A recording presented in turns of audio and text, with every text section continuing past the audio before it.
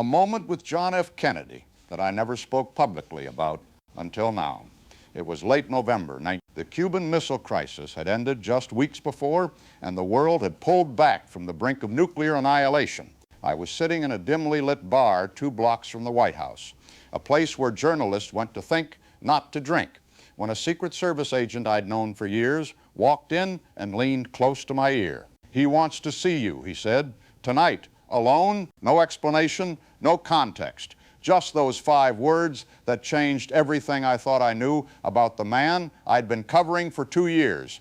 I remember the rain that night, the way it drummed against the cab window as we drove through empty streets, the way my hands wouldn't stop shaking, though I told myself it was just the cold. When you're summoned to see the President of the United States at 11 o'clock at night with no press secretary present, no official record, you know you're about to step into a room where history breathes differently, where the man behind the mythology might finally show himself. And I wasn't sure I was ready for that.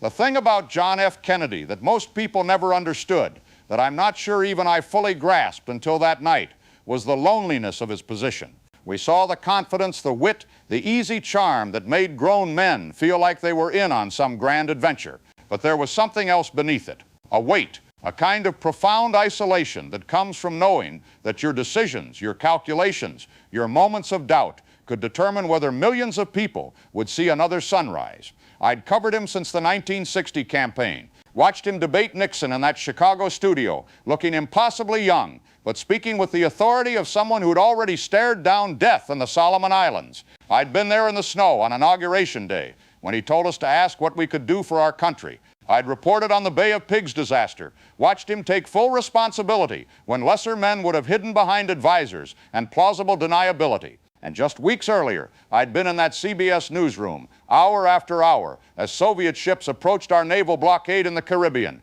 wondering if I'd be reporting the end of the world. But I'd never been summoned like this. The Secret Service agent led me through a side entrance of the White House that I didn't know existed.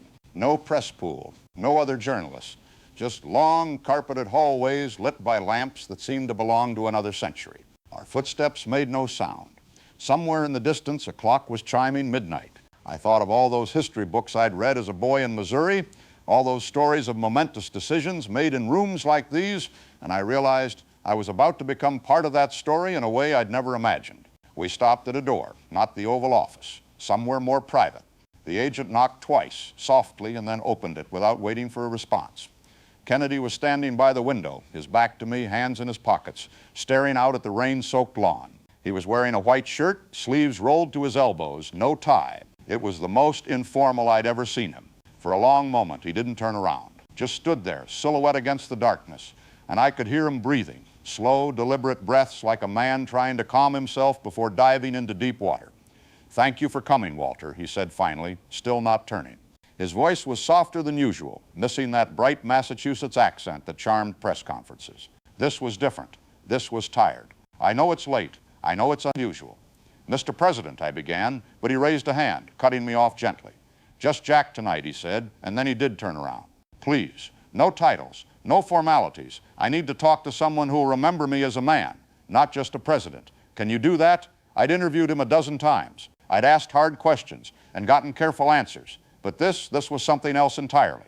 I could see it in his eyes. They looked older than they had a month ago. There were lines around them I didn't remember, shadows underneath that no amount of stage lighting could hide.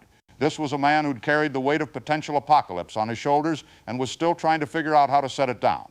"I can do that," I said. He nodded, gestured to a chair, and poured 2 glasses of bourbon from a decanter on the side table. His hands were steady, steadier than mine, and I wondered how many nights like this he'd endured, how many times he'd stood in rooms like this one, making peace with impossible choices.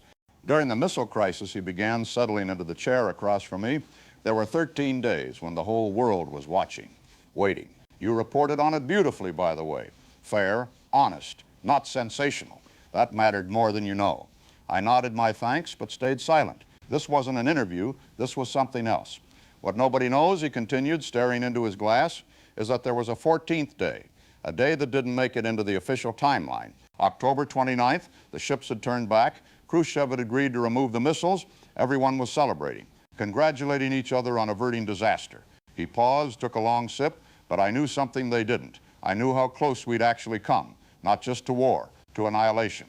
The rain was still falling outside. I could hear it against the windows, a steady rhythm that seemed to measure out the seconds. There was a moment, Kennedy said, his voice dropping to almost a whisper. On October 20, a Soviet submarine, the B-59, was being tracked by our destroyers in the Caribbean. They'd been underwater for days, no communication with Moscow, no idea whether war had already started. The temperature inside was over 100 degrees. The air was toxic. Men were collapsing. And the captain, a man named Valentin Savitsky, decided to launch his nuclear torpedo. I felt my heart stop. This wasn't in any of our reports. This wasn't in the briefings. The only thing that stopped him, Kennedy continued, was that their particular submarine required unanimous agreement from 3 officers to launch. 2 agreed. The third, a man named Vasily Arkhipov, refused. He talked them down, convinced them to surface, to wait. And because one man said no, we're sitting here having this conversation instead of crawling through the ashes of civilization.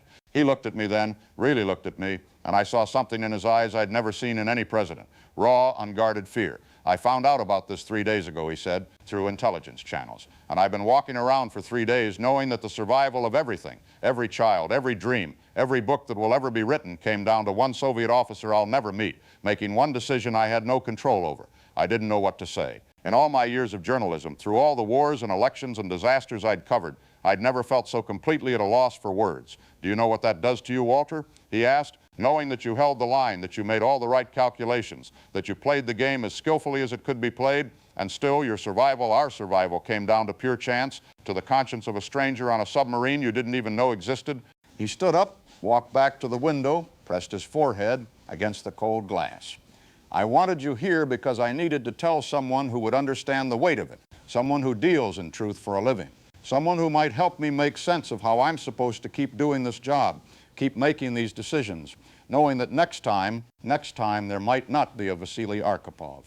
I remember standing up, walking over to where he stood, 2 men in their 40s standing in a room where history hung in the air like cigarette smoke, trying to make sense of a world that had nearly destroyed itself. You keep going, I said finally, because someone has to, because the alternative is to give up, to assume we're doomed. And if you do that, we might as well have let those missiles fly. You keep going because that Soviet officer believed humanity was worth saving. And every day you sit in that office and make the decisions nobody else can make, you honor that belief. Kennedy turned to look at me. His eyes were wet, though no tears fell. That's why I called you, he said quietly, because I knew you'd find the right words, not the political words, not the comfortable words, the true ones. We talked for another hour that night about his children, about the books he was reading, about his father's expectations and his brother's loyalty, and the impossible burden of trying to build a better world when the old one kept trying to tear itself apart. He told me about his back pain, which was worse than anyone knew, about his fear that he wouldn't live to see 50, that whatever time he had left needed to count for something more than just survival. When I finally left the White House at 2 in the morning, the rain had stopped, the streets were empty and clean and somehow new. I felt like I'd been given a gift I didn't deserve, a glimpse behind the curtain, a moment of authentic human connection with someone the world saw as larger than life. I never reported that conversation, never told my editors, never mentioned it on air. It wasn't mine to share, and he'd trusted me with it. But I've thought about it every day since November 22nd, 1963, when I sat at that desk in New York and had to tell the American people that President Kennedy was dead. I've thought about it through Vietnam and Watergate and the end of the Cold War, through every crisis where men in positions of power had to make decisions that could end or save the world, and I've thought about Vasily Arkhipov, that Soviet officer whose name most people will never know, who made one decision in one moment that allowed all of us to keep living, keep hoping, keep trying to be better than our worst instincts. John F. Kennedy understood something that night that I think haunted him until the day he died. That history isn't just made by great men making great decisions. It's made by countless small choices, acts of conscience and courage that happen in the shadows, that might never be recorded or recognized, but that determine whether we have a future at all. He asked me at the end of that night if I thought people would remember him well. I told him I thought they would. I told him that a president who could carry that kind of weight with that kind of grace, who could face the abyss and still believe in the possibility of peace, would be remembered as one of the great ones. I was right about that. But I wonder sometimes if we remember him for the right reasons. We remember the charisma and the speeches. We remember Camelot and the space program and the inspiration he gave to a generation. And we should remember those things. They matter. But I also wish people could have seen him the way I saw him that night. Vulnerable, uncertain, profoundly aware of his own limitations and the cosmic luck that had kept us all alive. That's the Kennedy I carry with me. Not the myth, but the man. The one who knew he was playing a game where the stakes were infinite and the margin for error was zero, and who still got up every morning and tried to bend history toward justice. The 14th day of the Cuban Missile Crisis taught him something about humility, about the limits of power, about the importance of every individual choice in the grand sweep of history. And in sharing that lesson with me, he taught me something too, that the stories we tell matter less than the truth we preserve, and that sometimes the most important moments are the ones that never make it into the official record. I'm an old man now. Most of the people I covered are gone. The Cold War ended. The world kept spinning. But I've never forgotten that rainy night in November 1962, when a young president with the weight of the world on his shoulders invited me into his confidence and showed me that even the most powerful among us are just human beings, trying our best not to destroy the precious, fragile gift we've been given.